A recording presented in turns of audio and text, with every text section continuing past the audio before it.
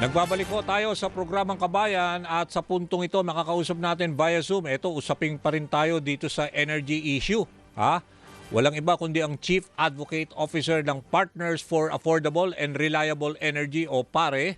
Walang iba kundi si Nick Satur Jr. Good morning, Boss Sir Nick. Danny Buenafejo sa programang Kabayan. Good morning, Danny. Oo, thank you very much sa oras at bigyan mo nga kami konti ng idea dahil sa gitna nito mga problema, itong Visayas at saka Mindanao Grid na talaga naman marami ang palyado, di ba, ng mga ating mga planta. Kanina lang may nakausap ako, taga Dumaguete City, yung Noreco 2, nakausap ko rin kanina, mukhang magtatagal pa hanggang early September itong mga rotational brownout.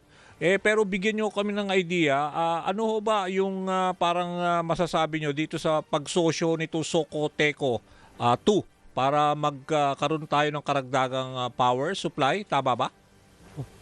Opo. Sa atin naman, we're pushing na ang mga electric cooperative ang magkaroon ng reforma.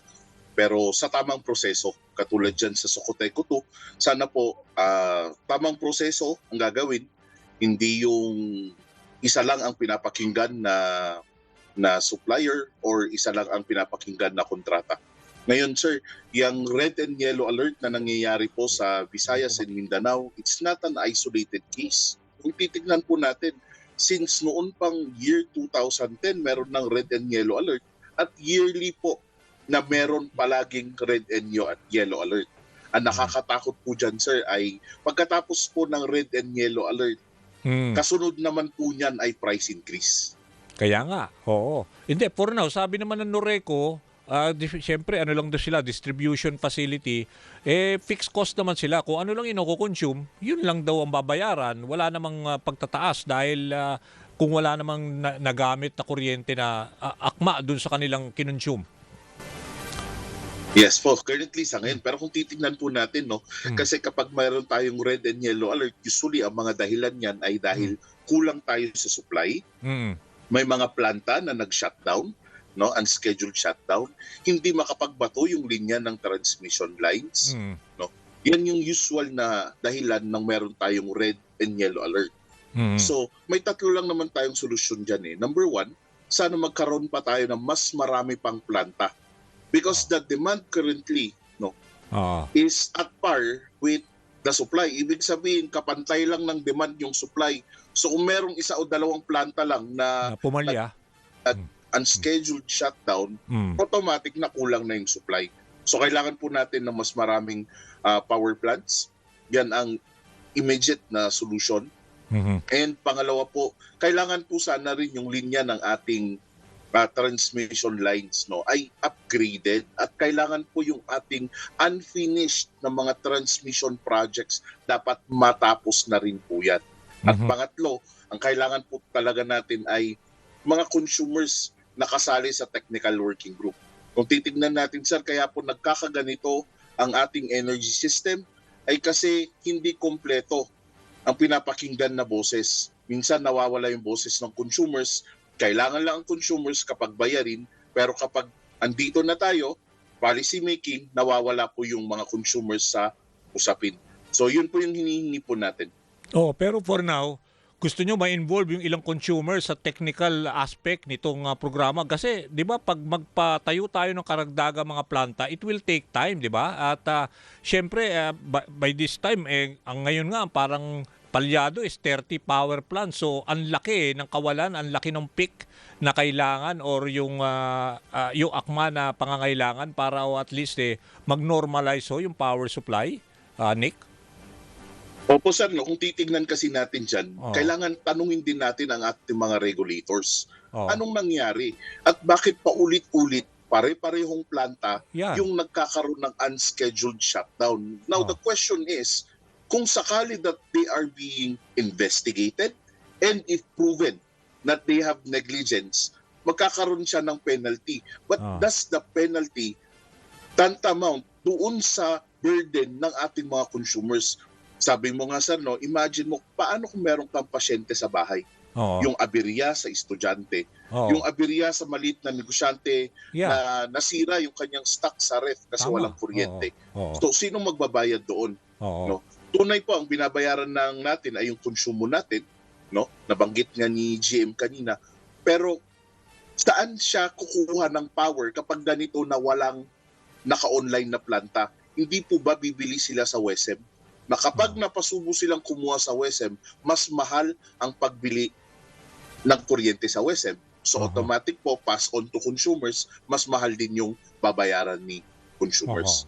So yun po, sir. Yeah, gusto ko lang maipaliwanag ninyo what would be your particular role, lalo na dyan sa PARE nga, yung Partners for Affordable and Reliable Energy, na in conjunction dito rin sa sinasabing Socoteco 2. What would be, will you fill in the void na nagiging problema ngayon dyan sa grid ng Mindanao at saka yung Visayas?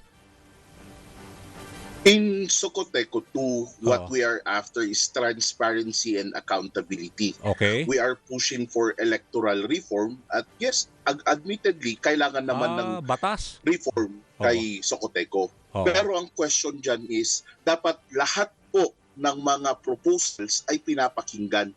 Hindi yung merong isa na pinapanigan lamang. No? So yung transparency, accountability, and yung process po na sana, kasi electric cooperative po is owned by the member consumer owners.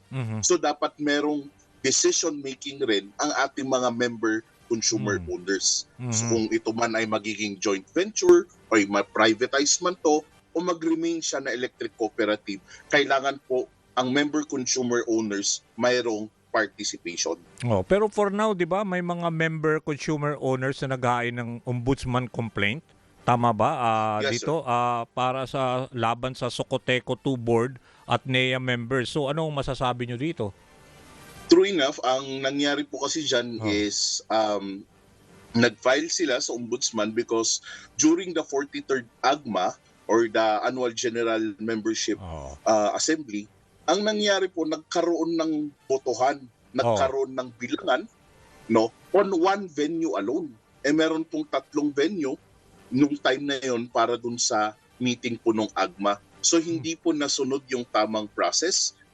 The parliamentary procedures were not observed, no? So ito po yung reason kung bakit nag-file ang ating mga member consumer owners no, against dito sa mga officials ng Socoteco. So ano yung may papayo ninyo para maprotektahan ito mga member consumer owners para at least yung ano ang pwede para hindi sila maapektuhan? Hello? Nako, nawala si Nick. Okay, naputol si Nick sa tour. Yun nga, dahil nga sabi niya, yung meron nga final na complaint dyan sa ombudsman. Anyway, mababalik pa ba natin si Nick sa tour? Okay, naputol na ho At bantayan lang ho natin dahil nga itong Visayas at saka ang balita namin, itong red alert talagang 5 to 9 p.m. Tapos yellow alert 1 to 5 p.m. Bumabalik na 9 to 10 p.m. na yellow alert. Yan ho ang kalakaran ho, lalo na dyan sa may Dumaguete City. At halos 3 linggo na pala na nagkakaroon sila ng problema dyan. Dyan sa Dumaguete City na sakop nitong nakausap din natin nung Noreco 2. Si attorney kanina. So anyway, yan ho ang kabuuan uli ng ating programang dito sa Kabayan. Ako po si Danny Buenafe, magbabalik ho ko next week. At susunod na ho, huwag kayong aalis dahil nagseserbisyo Niña Corpus and Mix Bustos. Susunod na ho yan. Mag-ingat ho kayo, have a safe weekend. Maulan ho, kaya mag-ingat ho kayo lalo sa inyong pagmamaneho. Okay, thank you very much. See you next week.